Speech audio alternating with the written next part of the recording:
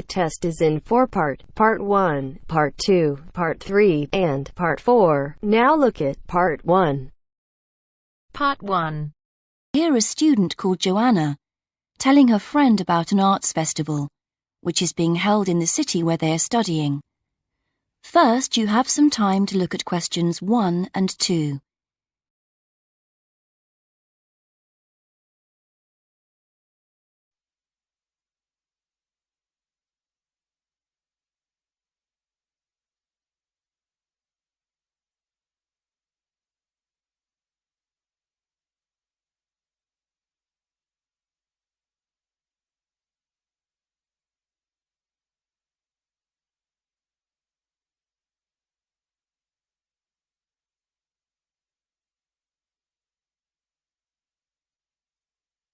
Now we shall begin.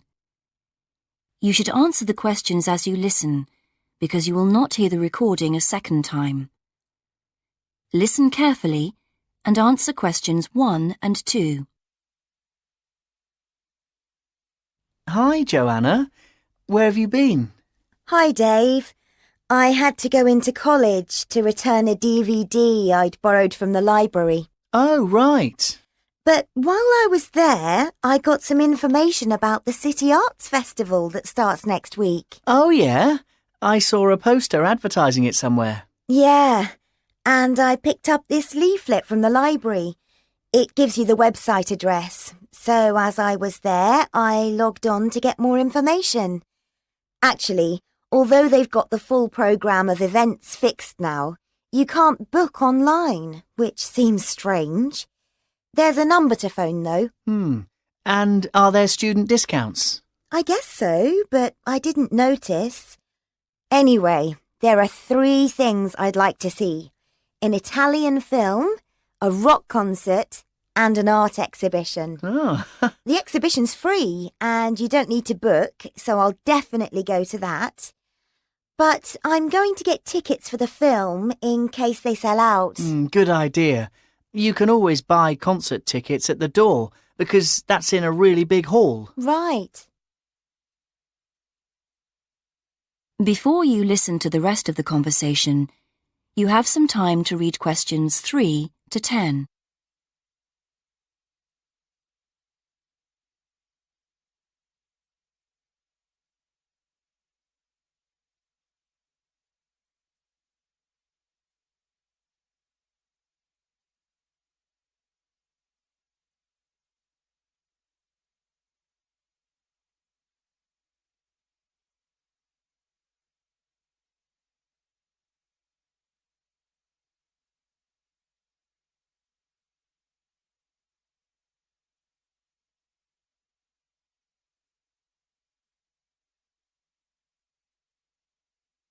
Now listen and answer questions 3 to 10.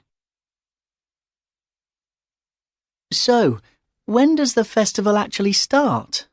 Well, it's usually held the first week of October, but it's earlier this year for some reason. The opening night is September the 20th, and events go on till the end of the month.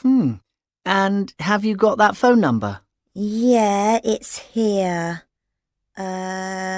Look, it's 0967 990 776. OK, I'll write it down.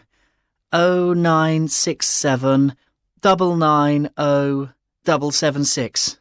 Thanks.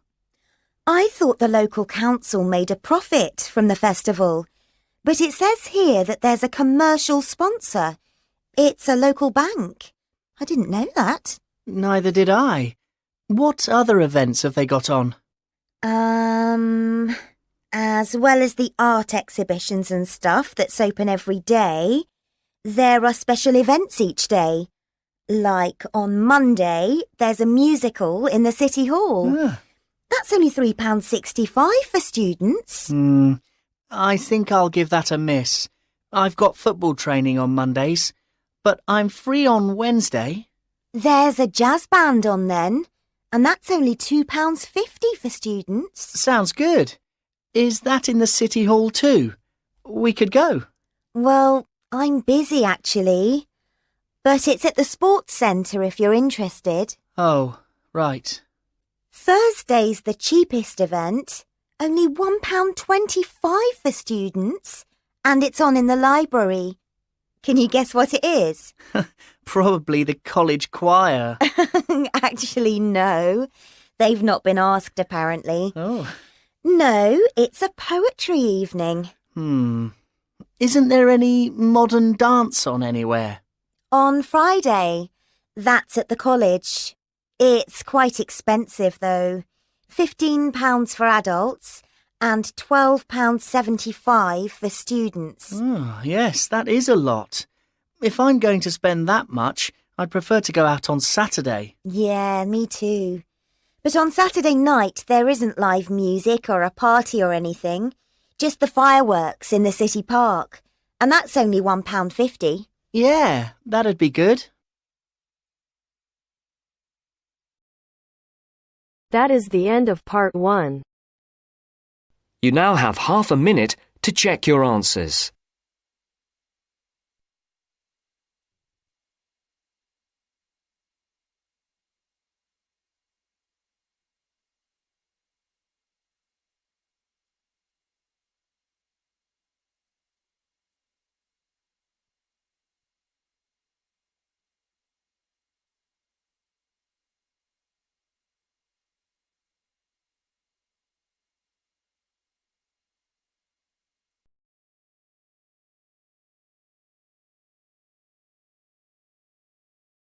Now turns to part 2. Part 2. You will hear part of a talk about the design of the zip fastener. First, you have some time to look at questions 11 to 14.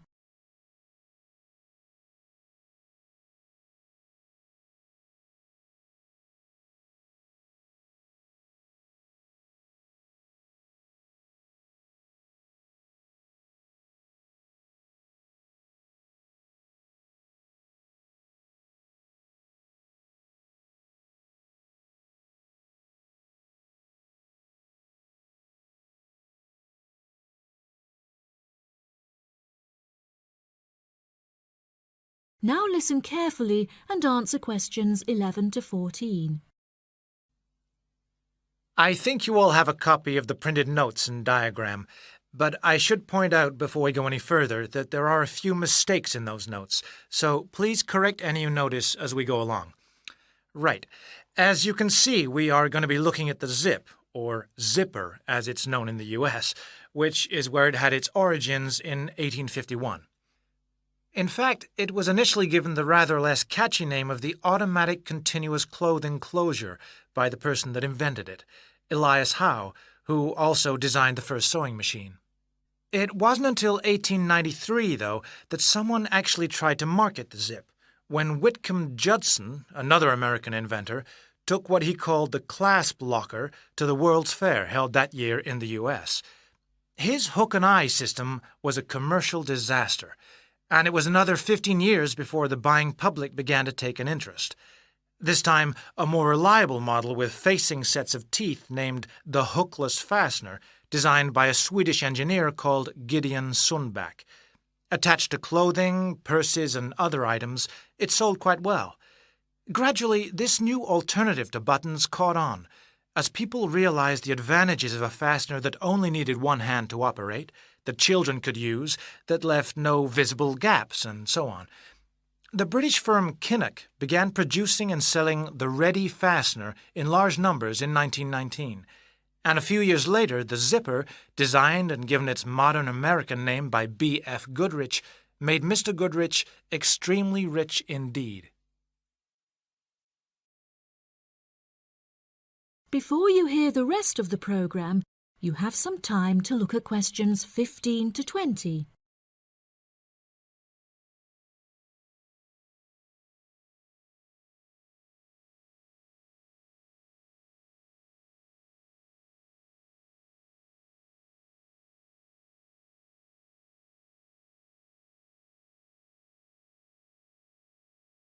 Now listen and answer questions 15 to 20.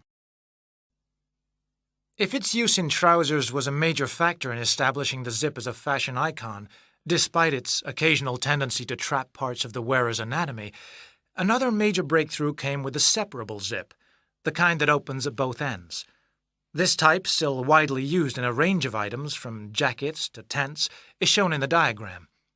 Let's look first at the right-hand side of the illustration, at the material attached to the item of clothing, the bag, or whatever. This is the tape, which is usually made of fairly tough fabric. At the end of that, there's what is known as the heat seal patch, the cotton and nylon laminated material used to reinforce the tape. Now, alongside the heat seal patch is a small piece of metal, used only on a separating zip, whose function is to enable the two halves of the zip to join. This is known as the pin. Opposite that, on the other half of the zip in the diagram, is a device which correctly aligns the pin. The box, as it's called, begins the joining of the zip halves. Running up the inside edge of each half are dozens, possibly hundreds of metal teeth, each of which has a small hook and an equally tiny hollow. Moving up and down the teeth to open and close the zip is a piece of metal called the slider. This is operated by means of a pull tab, so called because, logically enough, the wearer or user pulls it in one direction or the other. To close the zip, a wedge inside the slider pushes the hook of each tooth on one side into the hollow of each offset tooth on the other. To open it, the wedge forces them apart. To prevent the slider coming off the teeth at the other end, there is a top stop on both sides of the zip. This basic design has changed little in the many years since it was first introduced, although nowadays, of course, zippers, are available in a whole range of shapes, sizes, and materials.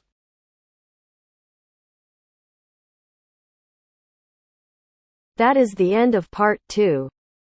You now have half a minute to check your answers.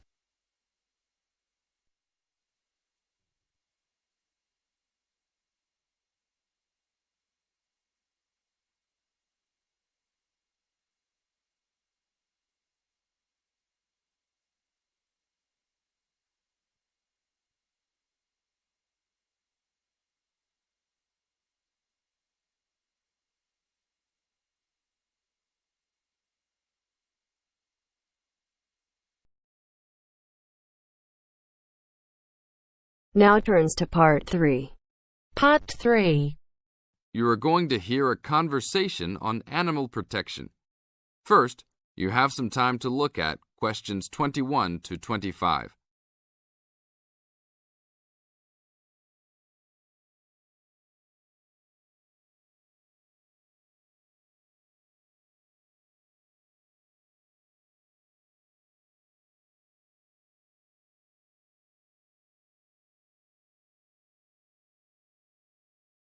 Now listen to the tape and answer the questions. Thanks for joining us today, Mike. How did Baja California become a consideration for a condor release? Our recovery plan for California condors requires us to re-establish the birds in as much as their former range as possible. Baja, being the southernmost recent range for the California condor, works well in that they were only recently lost from the area, mid-1930s, and considerable habitat still remains. It is very isolated with very few people in the area. The mountains are spectacular, ranging up to 10,000 feet, or 3,000 meters. Our selected release site is at nearly 8,000 feet, 2,400 meters. Mike, how many birds do you envision flying free in this area, Baja, in the future? We will be releasing 4 to 8 birds on a yearly basis and will reconsider the situation when we have 20 birds in the area. What age do the birds have to be before moving them? That's a good question. Typically, we move them at 8 months to 18 months old. Birds are ready to fledge, or leave, from the nest at 6 to 7 months of age.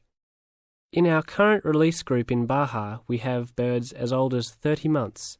It will be interesting to see how they behave. I expect that they will want to range more than younger birds and make it challenging for us to keep up. Is there a maximum number of birds a certain area can support? Yes, it's called the carrying capacity for any area, for any species.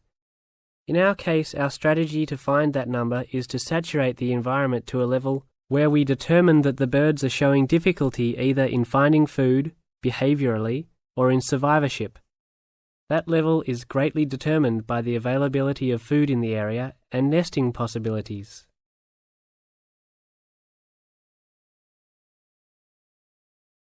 Now look at questions 26 to 30.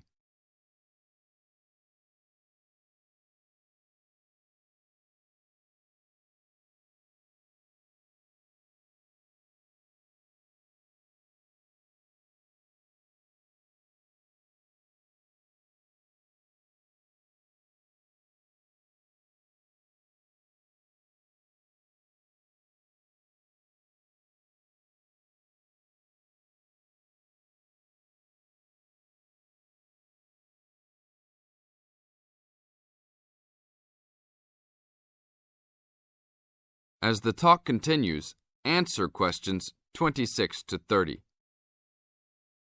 What do you hope to accomplish with this release in the long run?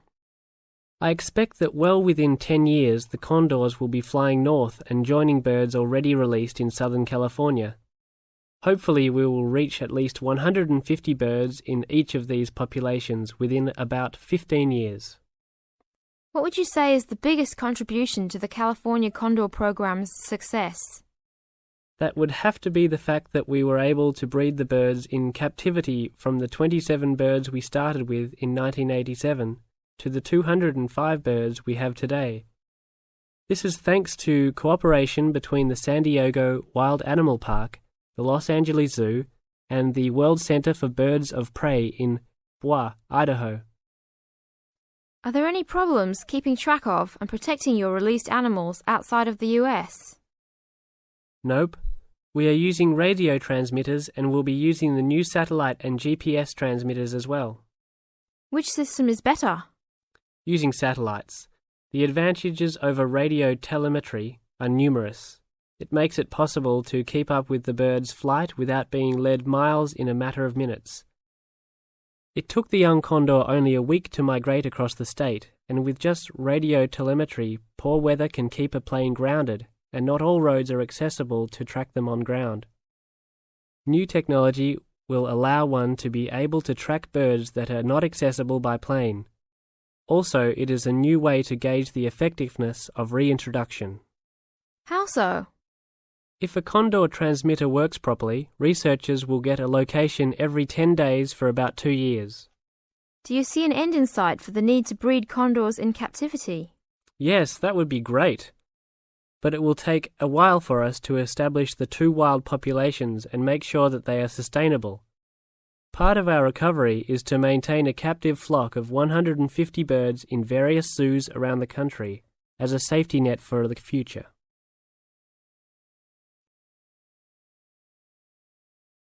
That is the end of part 3. You now have half a minute to check your answers.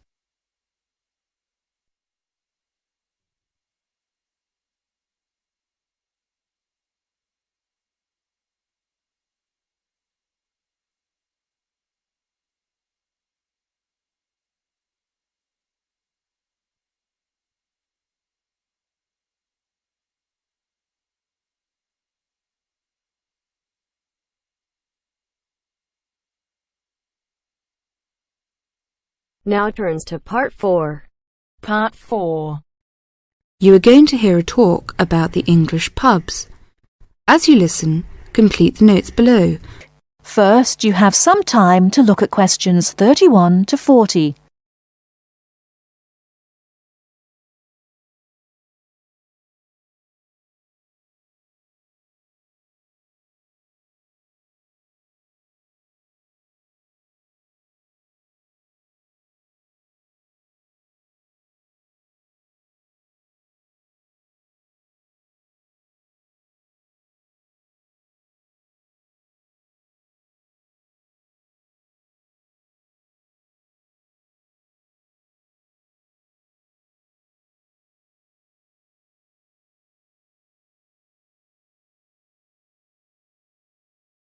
Now listen carefully and answer questions 31 to 40. In English pubs, the food is usually plain but of good quality. In fact, to taste good, traditional English food, you would do well to visit a reputable pub.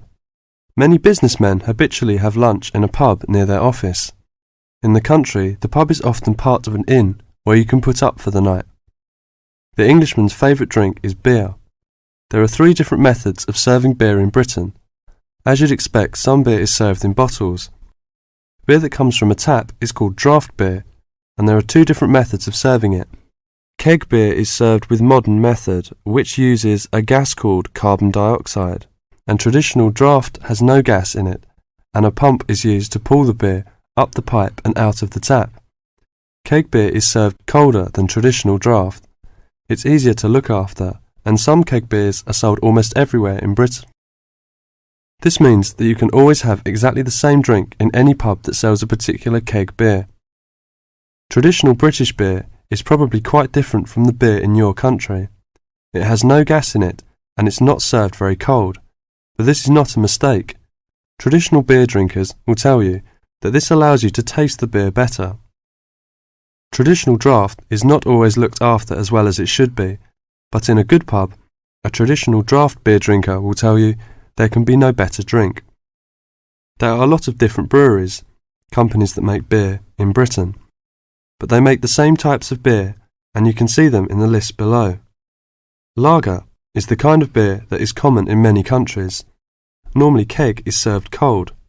Strong lager is often available in bottles. Bitter is the most popular kind of British beer. It tastes slightly bitter and can be keg or traditional draft. Most pubs have more than one kind. Guinness is a thick, almost black, bitter-tasting Irish beer. Pale ale is less strong and a bit sweeter than bitter, and often is keg. Mild is a fairly sweet beer, often dark, not as strong as bitter. It can be keg or traditional. It cannot be found everywhere. Bottled beers are sometimes served cold. There are several kinds available. For example, light ale like pale ale. Brown ale is a brown, often rather sweet beer. Stout is a very dark beer. Law regulates the pub's opening times. Local variations are possible, but usually a pub is open from 11:30 to 3 o'clock, and from 5:30 to 10:30 or 11 o'clock. Betting is forbidden in pubs. Children are not allowed on licensed premises, which may mean that father and mother cannot have a quiet drink together if children are with them. In the old days, when people drank too much and pubs were often rowdy, the law against children entering pubs was a wise one. Today, drunkenness is much less frequent than it was, say 50 years ago.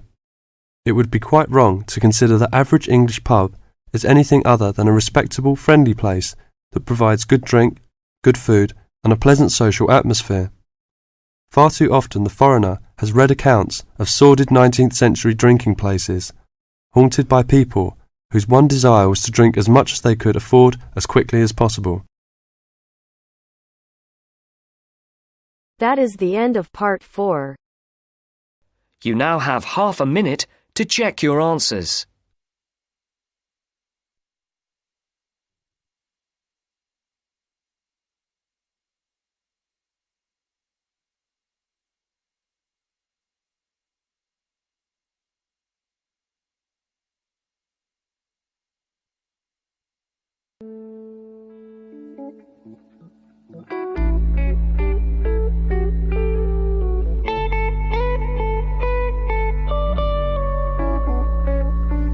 That is the end of the test.